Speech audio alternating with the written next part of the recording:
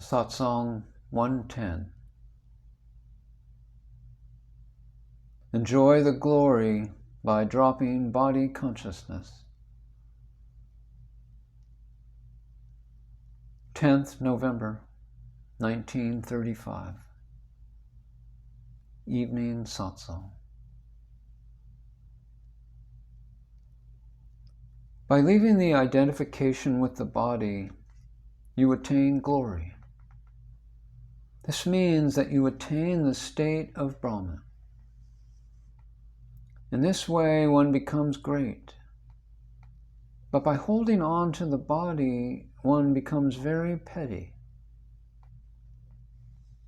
When the mind has the hope to get money and many other things, one becomes still smaller. By being Brahman through deep inner conviction, one becomes very great. When the mind starts becoming narrower, it becomes very small. And when it starts becoming larger and larger, it becomes Brahman. The attachment to the body makes you small, and being one with the self makes you great. At the door of God's home, the king is the bigger beggar, and the poor man is the smaller beggar. Because as soon as one drops the body identification, there is the state of Brahman. By identifying oneself with the body, one goes down the wrong path. You must firmly believe in the advice given by the saint. The questioner asked, "What is the advice of the saint, and how and what is the belief in his advice? Please tell me." The Guru says, "The saint always knows that you are the highest joy, that you are the self. You have no birth, and you must have no fear about anything. Parents and other relatives only try to reinforce your body consciousness, and you are conditioned to have fear because of that. However, by listening to the advice of the saint, you become fearless. Therefore, listen to the advice given by the saint. The great statement of the Vedas in the Mahavakya is Tat Tvam Asi. You are that. This statement says that you are only Brahman. And one who does not forget this is God. The meaning of that statement is that you are the Supreme Self. You are of the nature of Brahman itself, as absolute pure consciousness. This is the meaning of the great statement, which is supported by all evidence. The fact that you are Brahman is self-evident. You were always only Brahman, even though you thought you were an individual. You just were not aware of it. Some say that you will attain Brahman only after death. However, when you do not attain it while living, how can you attain it after death? What is the proof of experience in that case? Who can give that proof? One fool says, "How can we be free now at this moment? When the world comes to an end, then liberation is there automatically.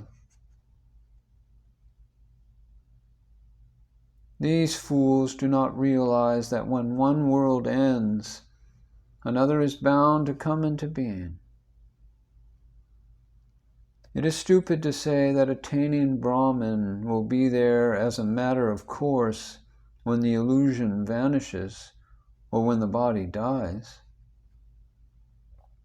Only one who is beyond the body while actually in it, and who does not perceive the illusion, has achieved the happiness that is the state of Brahman.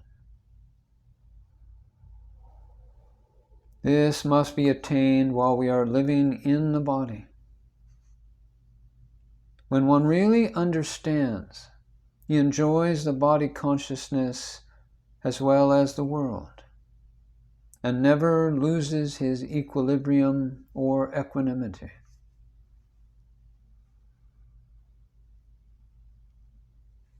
Once a man saw a long root in the road that he thought to be a snake. When he verified what it was, he knew that it was only a root, and there was no need to kill the root. On the contrary, it was good for firewood. In this way, the illusion of the snake or root was gone. In a similar way, this world appearance was experienced at first. Now it has become false. The anxious thought of what to do now has vanished. All of this is only a false, illusory appearance. Why should we make any effort now? There is neither drowning nor floating. There is an actual experience of being the owner of the world.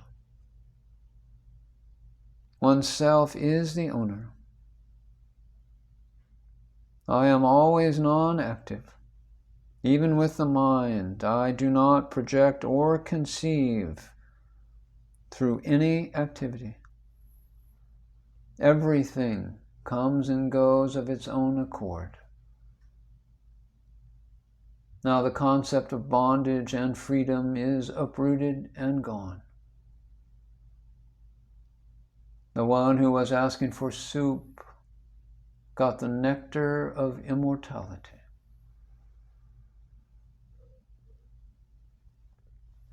Vedanta philosophy is so charitable that it offers the bliss of Brahman.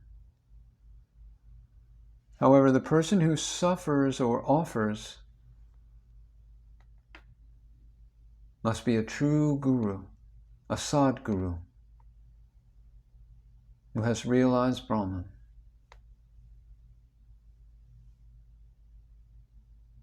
Without him, Vedanta is unable to give you anything.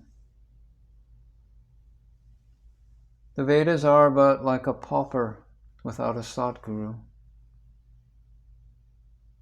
If you inquire of the Vedas will say that if you want to know our glory, you must go to the Sadguru.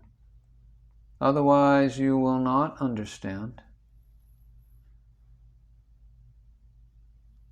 In the dream, you experience that a tiger is attacking you. How can you escape it? What is the remedy? The remedy is that you must awaken. Learn to pinch yourself for that, for Atma. This means that you must make the firm conviction that I am Brahman, Aham Brahmasmi, absolute pure consciousness. Then all suffering is alleviated. To be an individual is the work of illusion. The one who conceives that he is an individual perceives the world, and the world harasses him. As soon as you hold the conviction, Eham Brahmasmi, the world disappears. Its falseness is revealed. It is proven unreal. And the self is self-evident.